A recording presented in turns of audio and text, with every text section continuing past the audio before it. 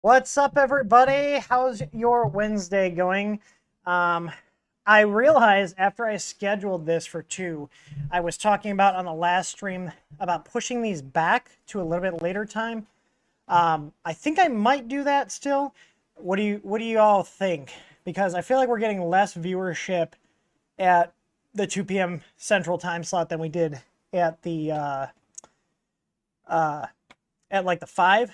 So I don't want to push it back to 5, to be completely honest, because I want to keep things within like business hours. But I'm thinking 4 o'clock for next week. What do you guys think? 4 o'clock Central Time, and now we got daylight savings in the mix, which like it's like 5 o'clock here, and it's completely pitch black. It's like I looked out the window last night and I was like, "Is it like midnight?" It's like, nope, it's like 6 o'clock. So. But I hope you guys are doing well. I'm watching Clara, so both the doggos are here. There she is. There's Claire Bear. So and I got Remo here, and we have the DINGO sticks for at the end of the stream for both of them, both of the pups. Yeah, you guys good pups? Yes, you are. Yes, you are. So, anyways. You guys need to post questions in the chat. I do have updates on the easy boards. We did post a little teaser. We got 70 boards in 2 days ago or yesterday. I don't know. This week's been kind of a blur, to be completely honest. But yeah, we got 70 in, and we got another tracking for another 120 something. Y'all need to chill, okay? Don't start that whining stuff. His high pitch. He's like this. Hey. Enough. If you keep whining, you're not getting one. He saw me bring the bag of the sticks of the dingo variety out here, and now he's whining. So, let's see. I'm checking here. So, delivery, oh, it's still pending. So, the other 120, so we did a pre-order of, I think it was 180 boards. We ordered 200. So, I got 200 coming in, and we already shipped 70. And we have another 120 coming in hopefully next week. It just says scheduled delivery. I'm looking at FedEx right now. It says it's pending. They're in Japan right now. Typically, once I hit Japan, I think last time I took about 2 or 3 days. So hopefully, now I don't want to be like, oh yeah, we'll have them this week, because I'd rather just be like, no, we're probably not going to have them, because ETAs are just an absolute nightmare these days. I would assume, though, if safe bet was that the rest of the pre-orders are going to be getting out at the beginning to middle of next week, if I'm going to be completely honest with you guys. And we do have more in production. So I'm not going to do another pre-order. I did a pre-order for basically the amount that people said on the feedback form that they were interested in pre-ordering. So, but then there will be a regularly stocked item. Now, I do want to say, those of you guys that are just watching, like this is one of your first streams, or you're not sure, Typically we'll go and the first, I don't know, 10, 15, 20 minutes are just updates on what's going on here, products, that kind of stuff, or just whatever stuff I'm working on at the time. So that's kind of where we're at here. But the thing is, the reality of the state of the world right now is that the silicon shortage is still happening for some godforsaken reason. I honestly have no idea why, because I don't work in that industry. I just think it's a little nuts that, has it been like over a year now for the silicon shortage, and we're still having delays. It doesn't make sense. I'm not sure where the supply chain breakdowns are occurring, but we're still trying to source parts and stuff, and we're sticking with, the same quality parts we are. A lot of companies are subbing out like STM processors and other brands of processors from bigger companies that are more well-known and supported. They're switching them out to other third parties that are usually lesser quality Chinese chips that have poorer quality, poor reliability.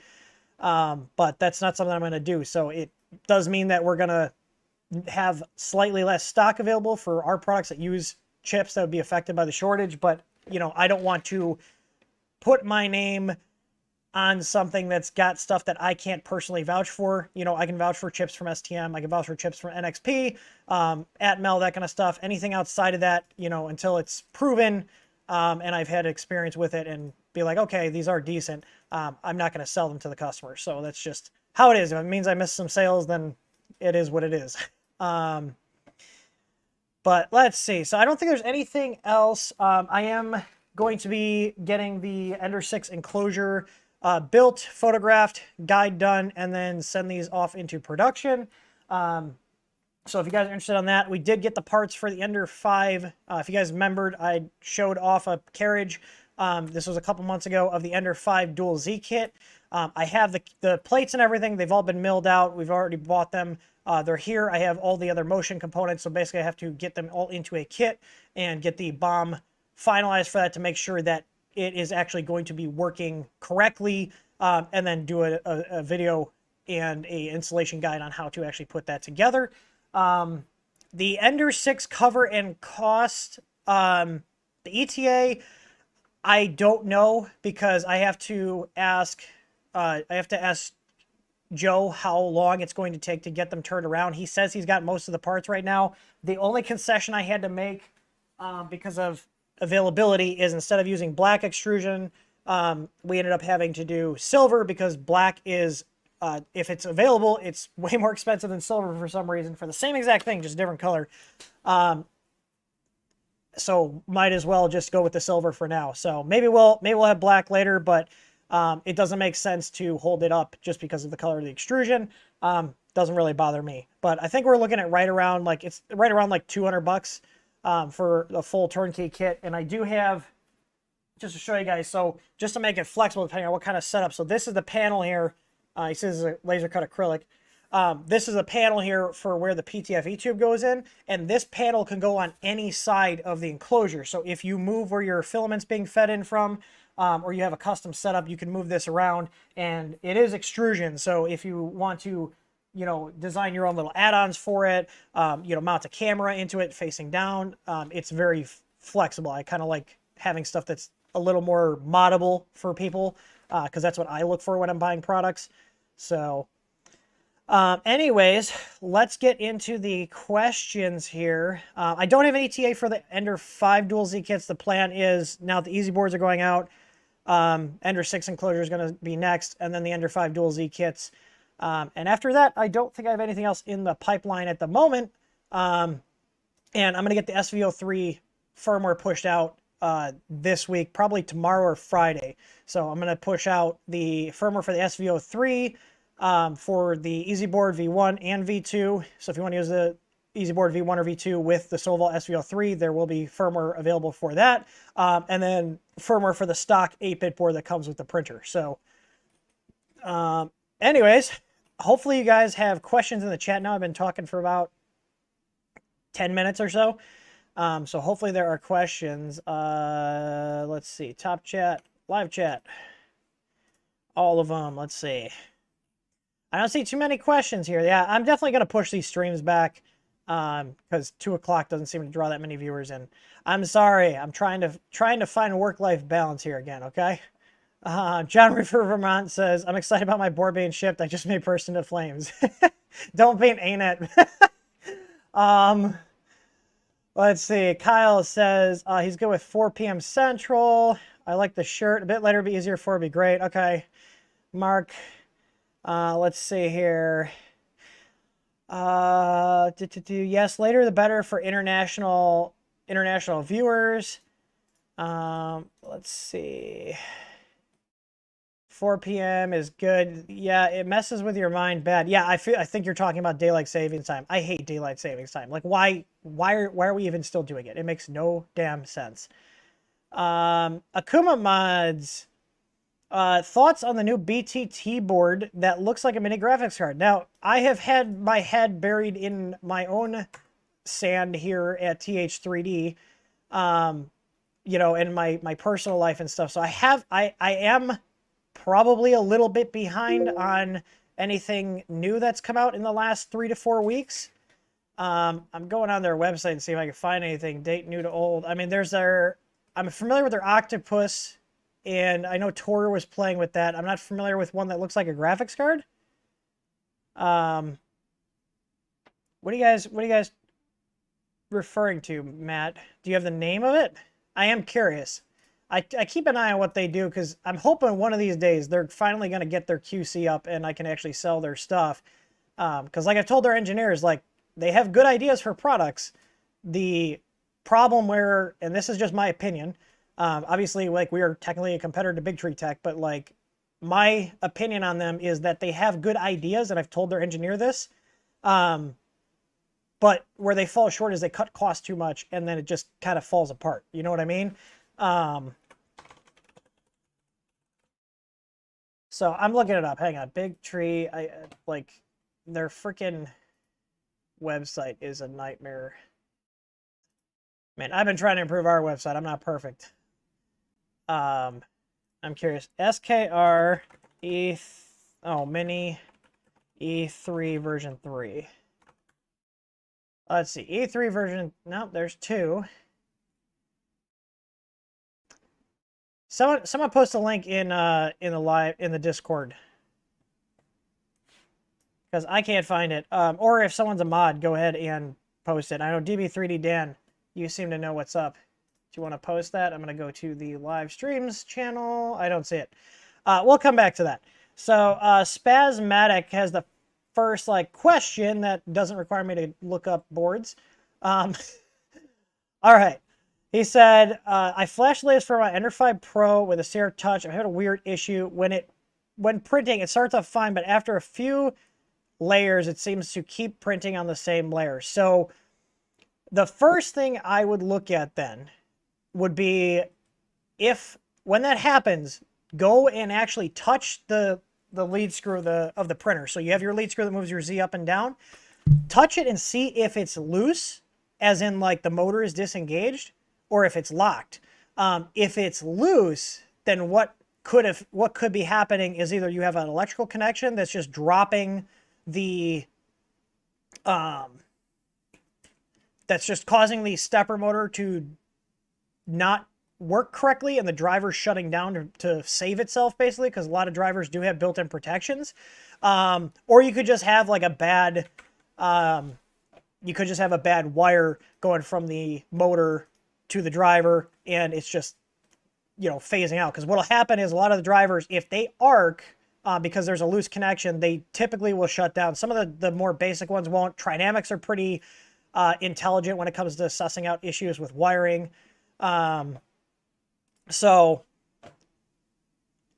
I'm just clicking on links here. But yeah, so I would see if the motor's engaged. If the motor is engaged, then that tells me that the driver's probably shutting down. And then I would go and check the wiring. I would check the resistances on the coils on the motor, which I do have a video for that. And I'm looking it up right now. It's easy tip number 4. So Spaz, easy tip number 4. Check that out. The other thing is, I don't know what board you are using in that. I don't remember if the Pros now come with, if it's a newer Pro or an older one. I don't know if the Pros come with Trinamics or not. They didn't used to.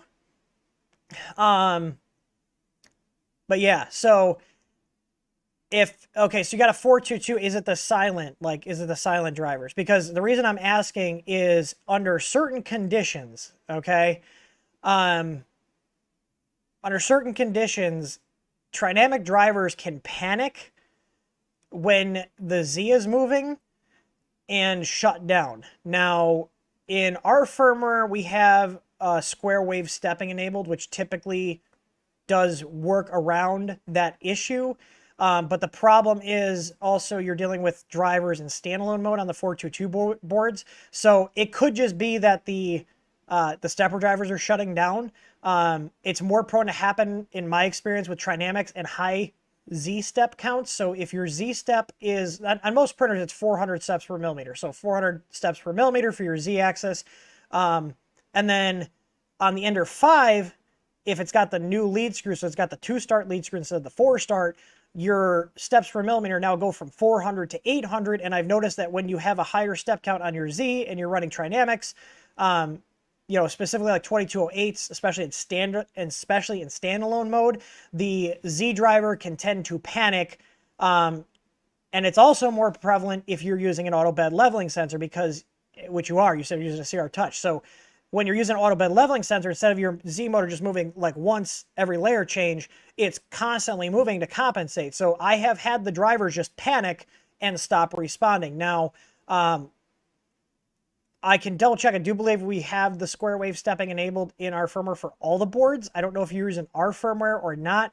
The CR Touch, as far as I know, that's like a BL Touch knockoff that Creality made. And I believe it's set up in Marlin the same as a BL Touch. If I'm mistaken, someone let me know. I haven't bought one because I don't use those type of sensors and don't really have any interest in reselling them, you know. I'll double check. I'll have to double check the code. Square wave stepping should be enabled. But either way, if you're running ABL, and you're running them in standalone mode, it sounds like it might be a driver panic if you've ruled out all sources of physical connection issues. Now, here's a really good thing to do if you're trying to isolate a problem, okay? Most of your stepper motors on your printers, they're all NEMA 17s, okay? They might vary in length because this manufacturer might use smaller ones on different axes to save on cost and weight, and larger ones on other axes to, you know, typically get more torque. Typically the bigger motors get more torque. But what you can do as a temporary thing to figure out where the source of the problem is swap your motor from the Z to another axis, like your X or your Y, and see if the issue follows to the new axis. So let's say you got your Ender 5, I take the Z motor off my Z, and I put it on my X, and take my X and put it on my Z. Okay, so I've swapped the two motors, and then I'll go ahead and run a test print. Well, now if the issue is now on the X, that tells me that there's something wrong potentially with that motor itself. If the issue stays on that axis, meaning it doesn't go from Z to X, if we swap the Z and the X motors, that tells me that's either a driver issue with the board, or it could be a wiring issue. And at that point, I would also then swap the wires between those two axes if you can. You know, I'm a big proponent of having spare wires and spare ends and stuff, because when you get into issues like this, where you're trying to isolate a problem, it makes it a lot easier to be like, okay, well, I've got extra stepper motor wire that I know is good. Let me swap this out, and see if the issue persists. If the issue persists, then it's something else. You know, and like, I can't tell you how many times I've seen people have issues with stepper motor wires that just were not making good contact because they were, you know, improperly assembled, or they were old. They got pulled on them, you know, and they just don't work. So, you know, just kind of think and start at the very base level. I always start with try to start with the physical, like the physical layer. You know, if you guys are familiar with the OSI model, if you guys are like, you know, if you guys are networking people, then yeah, like, OSI model, layer 1, always start with layer 1. I try to remember that for the printers too. So Thomas, we'll come back to the, hang on. Where is it? I had the tabs open. Damn it. Hang on. Mpafo posted it here. There it is. Okay, so let's see. Where's my screen share here? Hang on.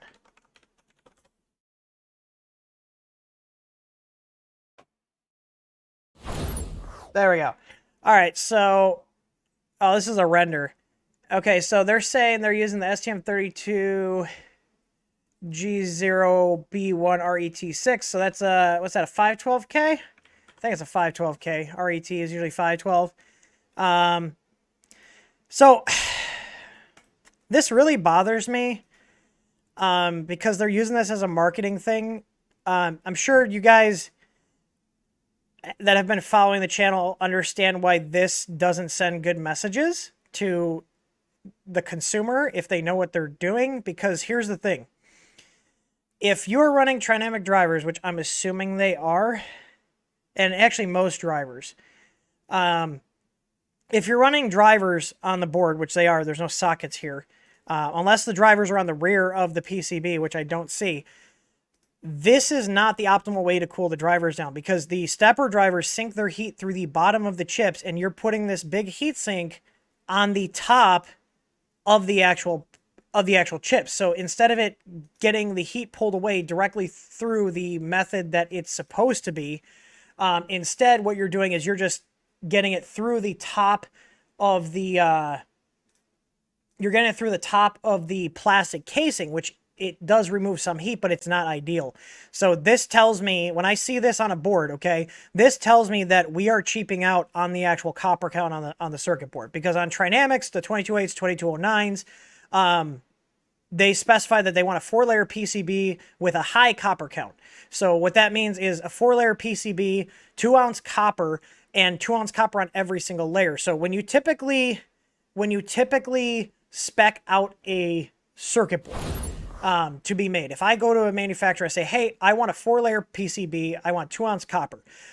If I don't specify anything special or unique specifications, what I will typically get is, you know, we'll have 2-ounce copper, half ounce, 2-ounce. So the inner layers are only half ounce. Now, when you add more copper, you get more heat dissipation, which is why the high copper count's important. So when I'm looking at the pictures of these boards and they're showing this giant heatsink on the top of the driver, one that tells me they still haven't learned how to properly heatsink their drivers because they're throwing a heatsink on top and then using that as a marketing thing to try to sell it. You know, to the uninformed, yeah, it seems cool. Like, oh, look at this nice flashy heatsink.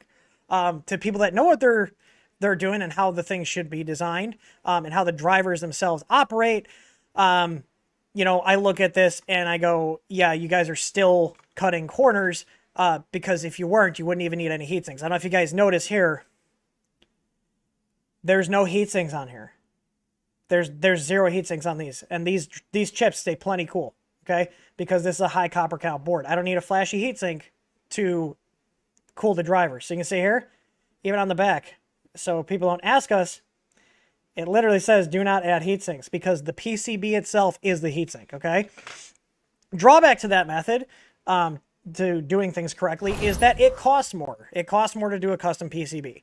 Now, here's the other pictures of their stuff. Plenty of I/O ports. You know, I do like that. Like I said, I think they got good ideas. But this confirms here the drivers. So I was almost hoping. Now, here's the thing. If they mounted the drivers on the rear of the PCB here, okay, and had like a lower copper count, this would actually make sense then. But you can tell here that the drivers are mounted on the top side. So, yeah. You know, maybe they'll have heat sinking around the drivers to pull the heat back through, but the whole point is you shouldn't have to have heat sinks on top of the drivers if your PCB is properly dissipating the heat like it should be. Yeah, I mean, it's a decent little board. We'll have to, I probably will buy one to try it out and just see how the thermals are. But yeah, like, come on guys, like I've been harping on them to like do things correctly for years.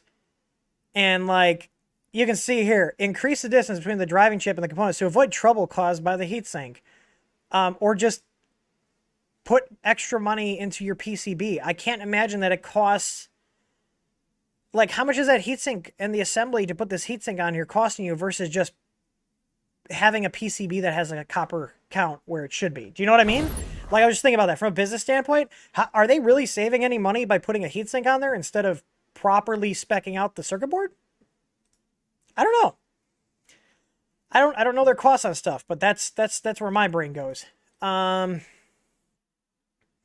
Thomas Soel, hey, what setting do I put for Marlin with a Kingroom KP3S?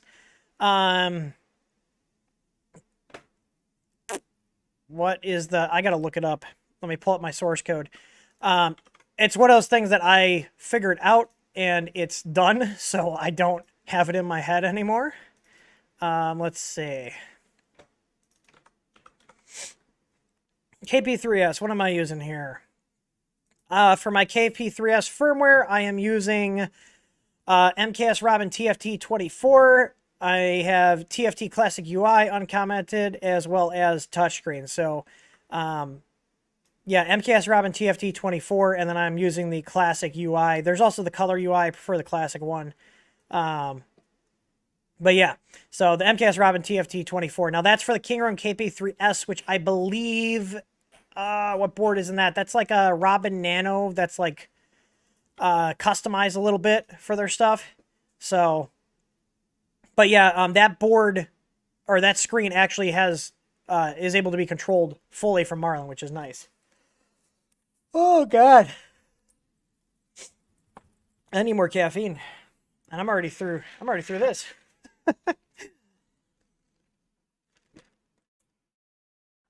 Let's see. Neo Prodigy is asking, Easy board G34 Z stepper auto alignment? No, there's only one Z stepper. This is a 4-driver board. I am meeting with Griffin at the end of the week because we're talking about what direction we want to take with the Pro, which will be like the kind of heavy hitter. I kind of want to go after like the Octopus type segment, so like a universal higher end board. So we'll have our 4-driver like we have now, which is the easy board, and then I kind of want the Pro to be like the, I don't know, compete with like Duet, like not necessarily compete with Big Tree Tech because I'm not gonna, I have no interest in hitting that price point because I don't want to cut the cost down. But if we go after the Duet segment, I think we could put together a pretty nice, board. You know what I mean? Let's see. Film Factory. I've seen you here before. You said, I'm modding an Ender 3 with a 235 by 500 bed. Damn. I'll be using two 24-volt standard heat beds. Any thoughts on controlling them and thermistors? This going to be on SKR or other third-party board. Thanks. So, the easiest thing I would do, I would start by just putting power into them, like both the heating pads, and see how even the heat is. If your heat is pretty even, I would probably just go with one thermistor in a central point on the bed. And then in terms of powering them, I would definitely run those beds through like a separate MOSFET that's not on board. You know, like we carry MOSFETs in our shop that handle like 25 amps, which should be plenty. You could also run a MOSFET for each heating pad. So like, let's say your pads are like 15 amps at 24 volts. You could run two separate MOSFETs off of the one that's built in your control board. So, your control board has the standard output. So, you got the two terminals. You could have this output turn on as many other secondary MOSFETs as you want. So, yeah, that's probably what I do. I don't know if you have a thermal camera. If you don't have a thermal camera, what I would do is pick up one of those like little infrared ones that you can get on like Amazon or eBay. They're like $20 and you just point it and just take readings all over the bed and see if it's uniform. If it's within a couple degrees, of all the different points, then I would go with one thermistor. The other alternative is you could, I don't know if Marlin supports 2 heated beds. Someone chime in. I've never looked at it. Marlin might support it. Clipper might support it. Rep Firmware might, but I have never looked into that application. But my thing is less is more. If they're both going to heat up at the same pace and the temperature is going to be the same on either side of the bed, then I would just address both heating pads as one bed. You know what I mean? So... Peter Anderson is asking, the Corelli CR30 is in the main Marlin ranch. Any chance you'll support it in the unified firmware with an easy board, of course? My CR30 is at my buddy Joe's house, and I don't have plans to do much with that because that printer is such a weird animal. Joe has it because I just didn't use it that often. Like, it's a very niche product, and for what we do here, we actually calculate everything. It's better for us to keep running individual machines instead of switching over to belt printers. But no, I don't have plans. I'm just gonna tell you right now, no, I don't. I have to choose where I allocate my time, and usually that involves me focusing on, you know, more popular machines. So, David Stockdale said, I pulled the end off my Easy ABL sensor. Oh, yeah, I've done that a couple times. You, like, catch it, or you're moving the printer and a cord catches, and you're like, goodbye, end. Customer supports something of the wire arm. Can I solder direct to the board instead of making a new connector? You actually could. Obviously, if I mean, it's already yanked off. Like, if you damage it, it's not going to be covered under the warranty. But if you look on the... Easy ABL Pro board, you will see solder holes behind the connector. We don't actually use those for anything. It was more of it didn't cost us anything to put it on there, so I wanted to have some flexibility in case I needed an application where we would direct solder a sensor to the board. But the white wire on our sensors is actually for the shielding. So if you pull back the heat shrink over it, you'll see that white wire is attached to the shielding, so just make sure you retain that.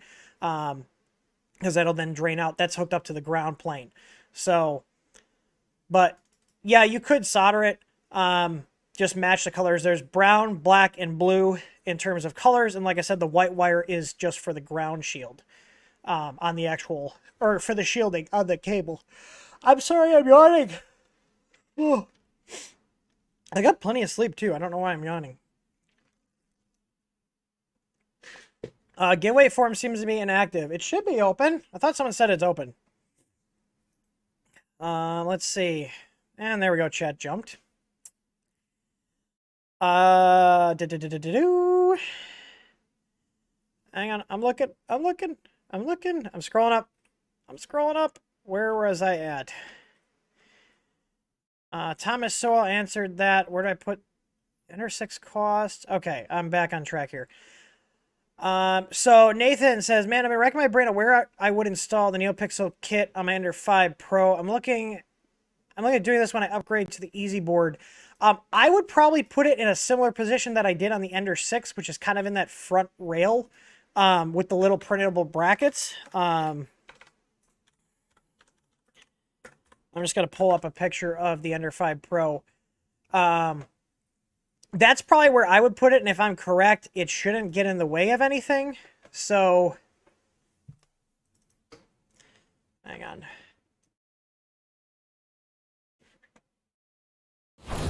All right. So I would put it like right here. So print out those little mounting blocks, those 2 mounting blocks, and then put it right here, and that'll angle it down a little bit at the bed, and then you can run the wire just straight down here, and then I believe you can get it. There's definitely some gaps in here where you can get the cable in. That's where I would do it. I would put it in the front here, firing towards the back of the printer. The NeoPixels, the Easy Neos that we sell, are actually really bright, and I would not recommend putting them towards the rear of the printer because, like, if it shines into the room or your eyes and it's dark, they're very bright. So I would put them here with, like, just like I did on the Ender 6. That's what I would do with them. And those actual blocks, those little angles, I'm trying not to yawn again. That's why I'm, like, doing weird stuff with my face right now. Okay. But yeah, I would mount them in the front and then angle it towards the bed with one of those. I've been very happy with them on my Ender 6. I think it's like a 20-degree angle I put them at, but it's enough to light up the whole bed. And like I have a camera on the Ender 6, and so when the lights are off in here and I check on the print from my phone, it's more than enough light for me to be like, okay, did it fail or is it still printing? So, Thomas, so I answered that. The so the KP3S Marlin is going to be the TFT 24, the Robin TFT 24. That's what I'm using. Let's see here. I'm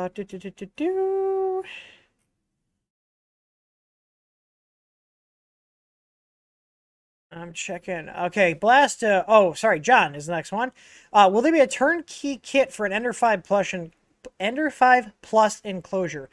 We do not sell one, but I will more than happily direct you guys over to 3D Upfitters. That's whose enclosure I have for mine. I'm gonna probably stay away from the large enclosures for a while. The Ender 6 enclosure we're doing because it's not a full printer enclosure. I don't really want to get into the business right now of doing full enclosures because like it's a lot to ship them. I'll post a link in the chat here. That's for the 5 or the 5 Pro, 5 Plus. I think you said, yeah, 5 Plus. It's not cheap. There's like $350. But here's the thing. I do really like my Ender 5 Plus, and the bed will get to 100C for ABS. It's been a great printer. So, Blasto Supreme. One of my friends just got his first printer, an Ender 3 V2. Does he need to swap the display to use baby stepping with the TH-Ready firmware? I'm sorry. I was not yawning all day, and I get on the stream and now I'm yawning. Does he need to swap the LCD? With the latest unified firmware, no. Baby stepping does work. Peter, our support tech, has an Ender 3 V2, and he told me that it is working because I know they made a bunch of changes to the LCD code from the last release to 209.1 that we're on. I need to check and see if Marlin has released 209.3 because that's what I'm waiting for to update our code base. I'm waiting for the 209.3 release. So I'm going to go from 209.1 to 209.3. Yeah. Let's see here. So Kyle Fegley is asking, if I had to get rid of my Seriton S5, what printer would you recommend as a replacement? That's a hard question because my question for you then would be, do you need the build volume? The answer is no. What build volume do you need? Because most people who have a Seriton S5 either bought it for one of two reasons. One, they're printing R2D2s. Or two, they just bought it because they thought buying the biggest printer would be a good idea. So I'll look and see what you say in chat. But, yeah, let's see. I'll see what you say, Kyle. I know you're watching.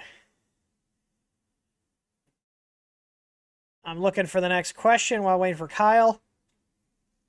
I'm sorry for making you yawn. I don't know why I'm yawning. Maybe I need to like sit up straight and stop slouching. I'm like just relaxed.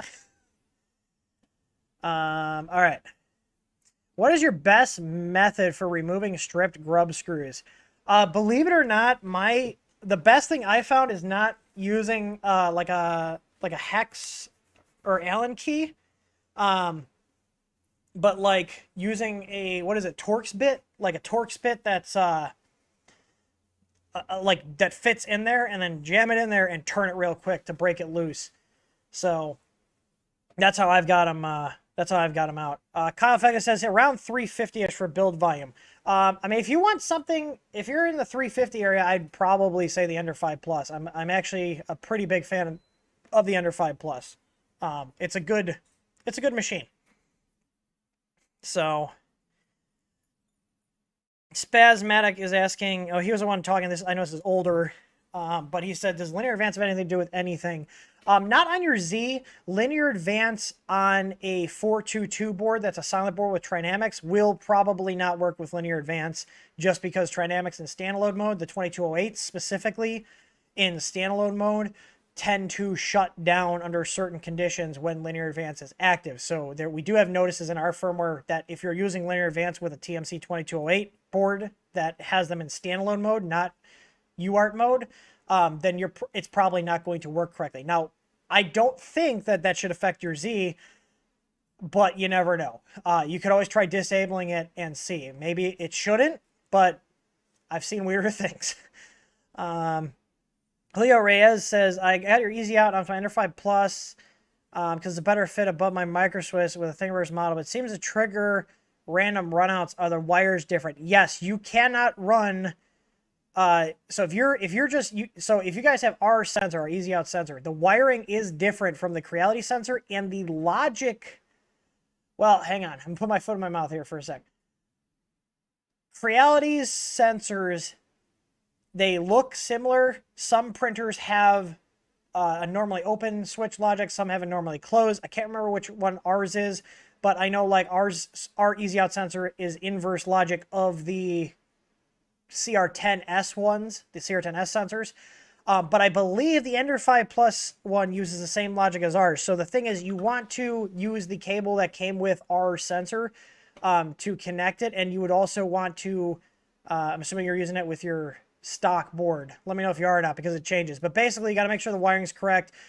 If you're just switching, let's say you have the stock cable and you just swap the sensor out, you're going to have to flip the two outer wires on the 3-pin plug. So you have pins 1, 2, and 3. You want to flip pins 1 and 3, if I recall correctly, because the voltage and the signal pins are flipped versus how ours are wired. We typically recommend that you use the cable that came with the sensor because when you start switching cables around, the wiring is different and you could short your board out, because especially with a filament sensor, it's literally a switch. If the the ground and the signal or the wires are flipped around, and it can be put in a state where when the switch is either have filament in them or they don't, it could short 5 volt to ground, and boards don't like being shorted. So let's see. But yeah, it could also just be triggering weird stuff where if it's not wired correctly. Yeah, I was pulling up my firmware source because I want to see if the Ender 5 Plus Creality ramps. I'm pulling up my configs here. I want to see if the Ender 5 Plus uses the same logic as our easy out sensor. Checking here. I'm just searching through the source code route. Give me 1 second.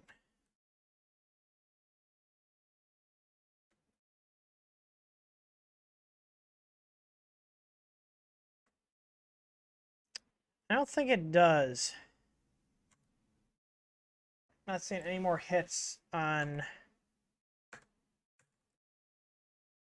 Alright, hang on. I'm going to look at my code here. Where's the filament sensor code? Okay. Enable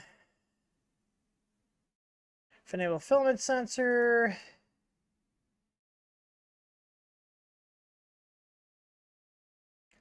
I want to say it's the same as ours, because the CR10S and the S Mini, the SS4, and the SS5, those should all have the inverted filament sensor logic. So, all right. Yeah, you might just need to switch around the wires. You could just be shorting things up. Or shorten things out, I should say.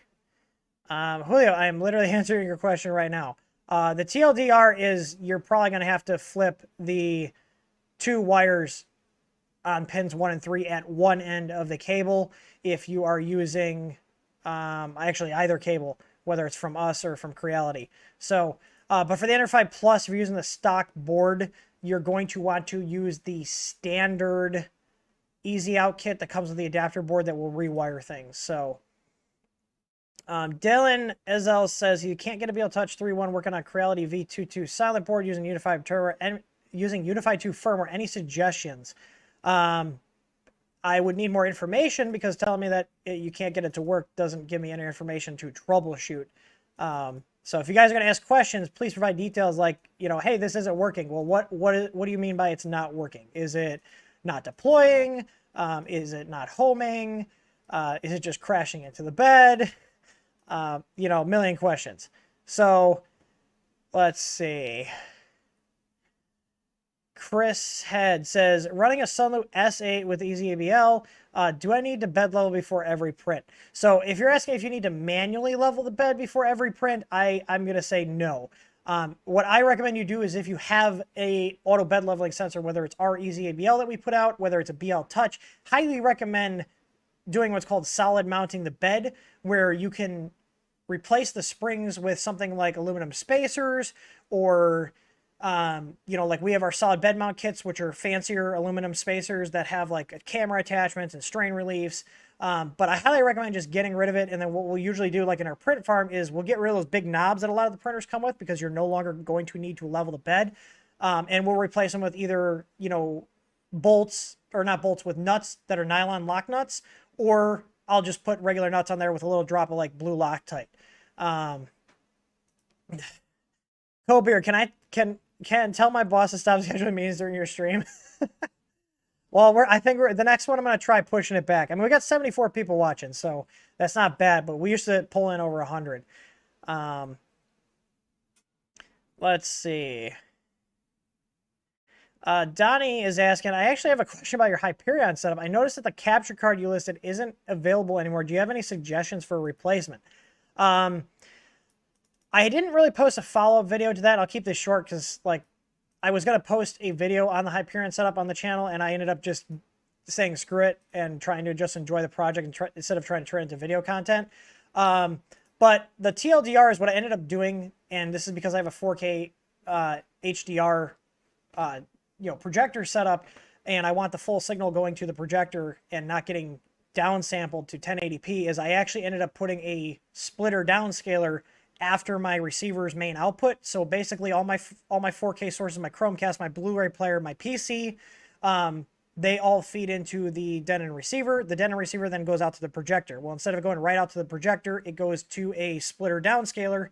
So it comes in, it's got two outputs. The second output, no matter what it's fed in, whether it's 4K or 1080 or whatever, it will output a downscaled 1080p signal to another device. And in this case, I have that other device being the capture card on the Hyperion Raspberry Pi. And then I still get the full signal out to my projector. So it's kind of nice because it actually clones the EDID for the projector, so I don't lose any features. So basically, if you do something like that with a splitter downscaler, you can get whatever cheap USB card you want, even one that says it's 4K, because it doesn't really matter because you're not going to pass through video to it. So hopefully that makes sense.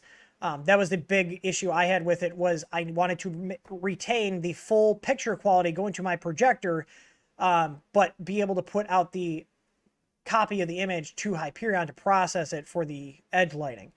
But yeah, I did post info on the Maker Forum. So if you go to makerforum.tech, there is a write-up on there with the details. I finished that project about 2 months ago. So, and it's been working great. I literally used it last night. I could tell it, hey, turn on Hyperion control, and it just works.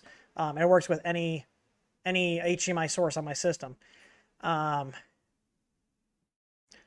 Let's see. I'm seeing if there's any other questions. How are we almost an hour? Have I literally been talking this much?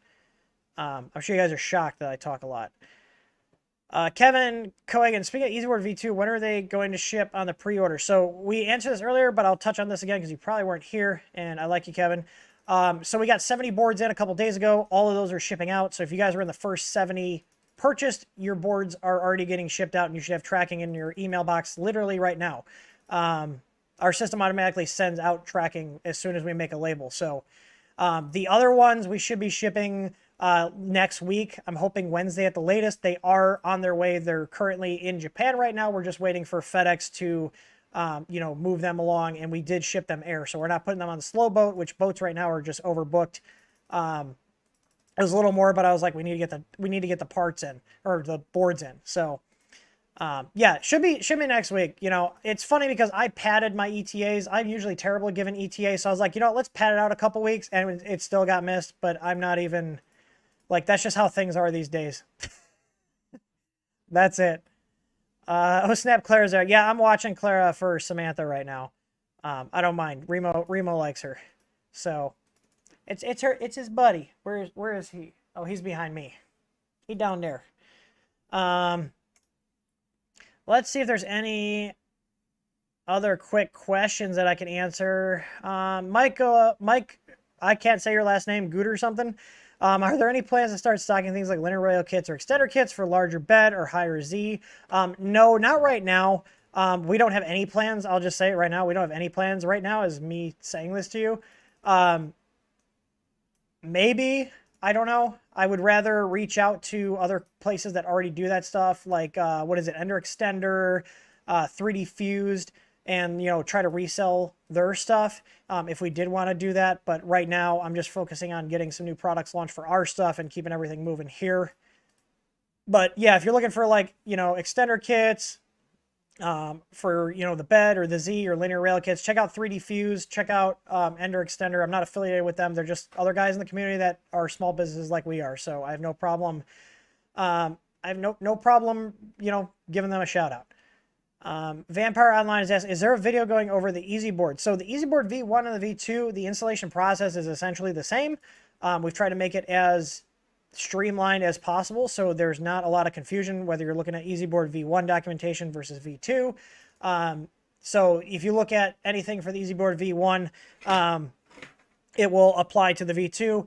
One main thing with the V2 difference is you do not need the Z splitter adapter on the V2 because it's integrated into the board. So, but other than that, the firmware process is the same. You can use the Easy Firmware site to get it set up. The headers are the same. There are some additional headers on the V2, but for all intents and purposes, if you follow V1 guide, the headers are labeled the same, so you can just use this existing information that's out there. So it's pretty quick to swap it out.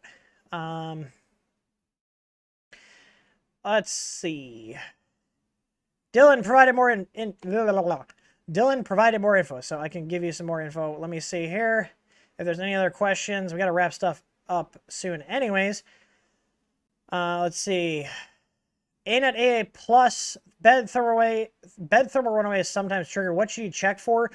If I'm correct, I haven't looked at our AA plus because it's out in the print farm. I believe that has a plug, like a physical plug. The wires are not directly soldered. Now, if I'm wrong, somebody correct me. But in my experience, I believe that one does have a plug on it. I'm going to Google it. Let's Google it. ANET AA plus. I can't remember. It's been a while since I messed with it. But it's in the print farm. It's been, I wouldn't recommend it. It's not terrible, but the reality is, like, there are other options out there that are better. And yeah, it does, I'm looking at it, does have a plug. So, my thing is, and this is common with the ANETs and any other printer that uses the plugs. You can see here, this is the A8 plus. You can see the plug back here. What happens is, as this bed is moving back and forth and it's getting wear on it, the connection starts getting looser and looser and looser. And instead of the bed heating up, the actual connectors start, like the contact between the pin and the female connector inside the plug itself will start getting looser. And so instead of the power and the current going into the bed to heat the bed up, it just starts arcing, and it'll start out slow, and you'll get the thermal runaway triggers from time to time. But as it gets older and older and it wears out more and more and arcs more and more, it's just going to eventually stop heating. And the problem is, if it does that during a print, you could get arcing and potentially have a fire. Now, the good thing is with thermal runaway, most of the time, obviously not every single time, most of the time though, it will trigger before, you know, things get crispy. So, and that's the whole point of thermal runaway. But what I would recommend doing is check that connection. Even if it looks okay, I mean, if there's any discoloration, just chop the plug off and solder the wires directly to the bed. That's what I usually do with any printers that have a plug on them that cause problems. And the thing I will tell you is that on 3D printer beds, it is best to use a high wattage soldering iron. You know, I have a 100 watt chisel tip weller, like typically what people use for stained glass. Like it's just a big old chisel tip. And that's typically what I use for doing any sort of bed soldering, because it's got enough thermal mass and it's got enough wattage to keep up with the heat being pulled into the bed itself, to still solder on. So, you know, I will say, be very careful before you cut wires and stuff, to make sure you actually have the tools to do the soldering. What I have seen other people do is they will solder to the pins. they will solder to the pins on the plug instead of going right onto the bed, because then they're not having to deal with the bed. It's not ideal, but if you then usually heat shrink it or wrap it up, you know, you can MacGyver it. Just make sure you use some common sense and, you know, have some safety when you're doing it. So Dylan Ezel, he had the CR, I think it was a CR Touch or the BL. No, it was BL Touch 3.1 on, can't remember what printer, but it had the V2.2 board in it.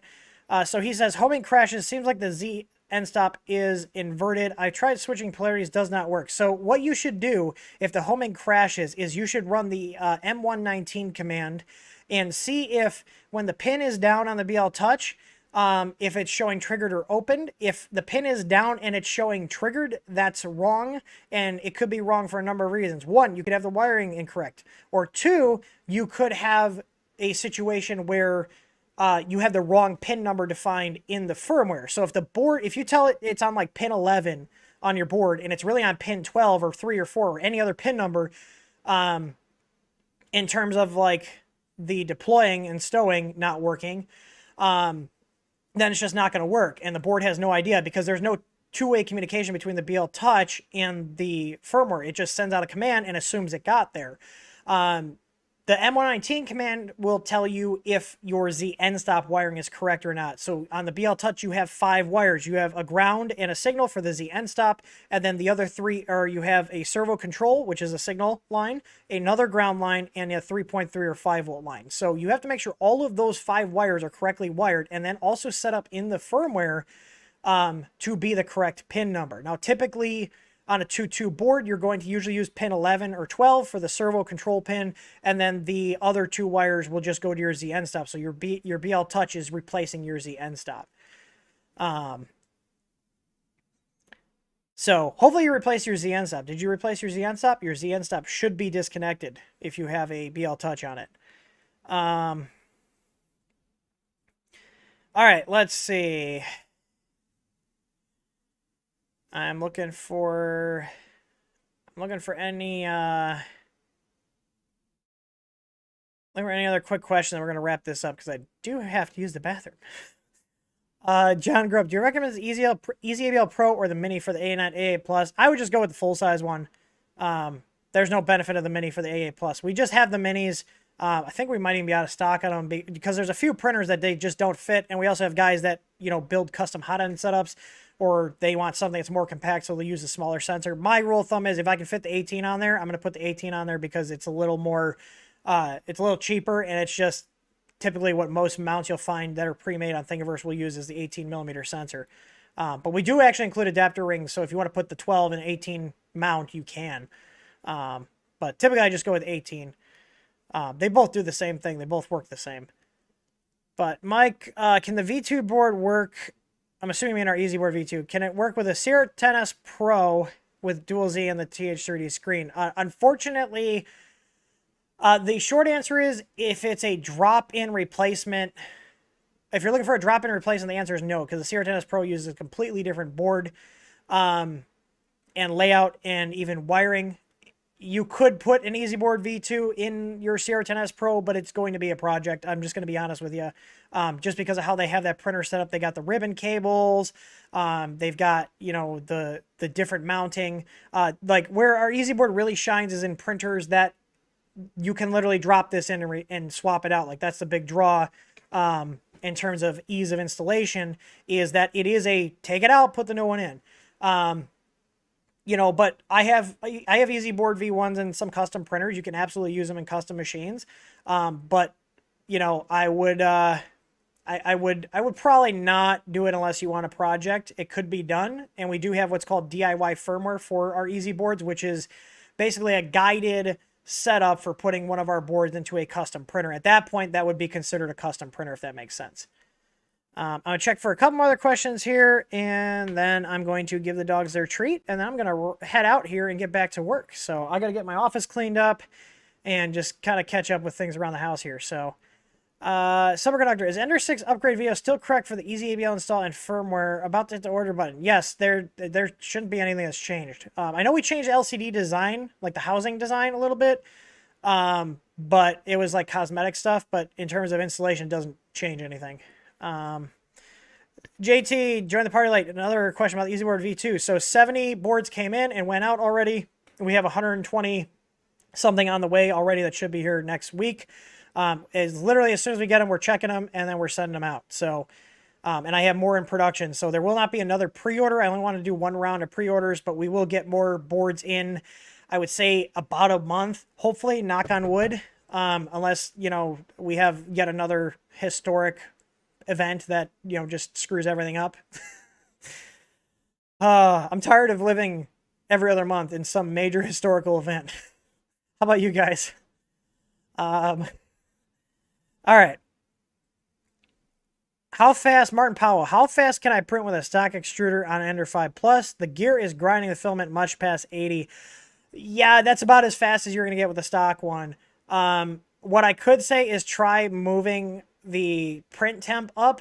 That's a little hack you can do if you're under extruding. So if it's grinding, it's under extruding because it can't push as much. The hot end can't keep up. I would highly recommend trying to up the print temp by about 15 degrees Celsius. If you're running the stock PTFE tube, don't exceed 240C. See if that does it. But the bottom line is, if you want to get a faster print speed, which I do on my Ender 5 Plus, my personal thing, you know, and we do sell these parts, so I may be a little biased, but what I use on mine is I have our Tough Extruder on there, and I also have our copper Easy Flow nozzle. I have the copper Easy Flow nozzle. It's a 0.6 on that printer, and I can actually push quite a bit out of it. So if I need to print something fast, I can do that at, you know, around 80 millimeters a second at a 0.3 layer height. I can go up to 100 if I'm at a 0.2 layer height. So you got to remember, if you're doing a lower layer height, it's less plastic moving out of the nozzle. So it's all about trade-offs, you know. But yeah, I mean, at 80 millimeters a second, you're pushing that stock setup pretty hard. I'll be honest with you. So, but I think that's it. You guys answered other questions. Yes, other questions. Screw it, whatever. We'll go over a little bit. Slake is asking, any cubic iron, what upgrades would you suggest? Well, I did on ours. I did our Easy ABL, the Easy Flex, and changed out the tubing. And it's been in the print farm, and Sean seems to like it. It's been holding up pretty good. It's been a decent printer. And I did the, if you guys watch the stream, I changed the cooling setup out because their stock cooling setup was terrible. I hated it. But I put a 50-15 setup on there. So yeah, like I wouldn't say it's not few upgrades, but it's also not a ton. Does that make sense? It's just, I feel like it's an average amount of upgrades. Yeah, so I mean, that's what we did to ours.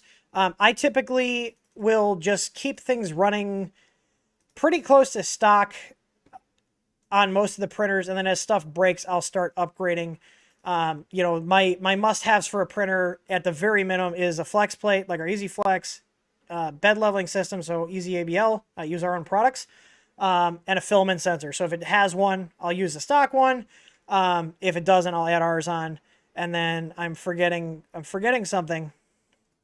Oh, if it's a Bowden tube setup, I'll run the I'll run our tough tube on there, just because I want the tighter tolerances, and I don't want to have to worry about, if I'm running higher temp materials, that the stock tubing is going to break down. So, Peter Anderson, if I still want the EasyBoard for my CR30, is there anything preventing me from installing vanilla Marlin? Nope, we don't lock anything down. If you want to run vanilla Marlin on your EasyBoard, you absolutely can. The EasyBoard V1 and V2 are in the official Marlin branches. You know, our support will try to help you out as much as they can. But you know that you're venturing into you're on your own DIY territory. You know, one of the things we try to do here is make the firmware as simple as possible by having, you know, all these pre-packaged configs, having easy to set up firmware, and then, you know, if you're jumping over to Marlin, it's expected that, you know, you kind of know what you're doing, or you're willing to put the work in. But you can always ask our guys questions, and they'll do their best. But our support typically focuses on the Unified 2 firmware that we put out, just because we put a lot of work into it, and it's very easy to use. So, but Unified 2 is Marlin, just so everybody's aware. It's just basically Marlin with a easier to use config and pre-set up things for different machines. So, but I think that's about it. I'm going to wrap this up. We are over on time, but that's fine, because it's dingo stick time. Oh, look at that. Yeah. Oh, you guys want your dingo sticks? Clara, can we sit? Remo sat first. Shake. Touch. Okay, you get yours. Clara, can you sit? Shake. Speak. Yeah, give me a big one. Speak. All right, guys. I hope you guys all have an awesome week.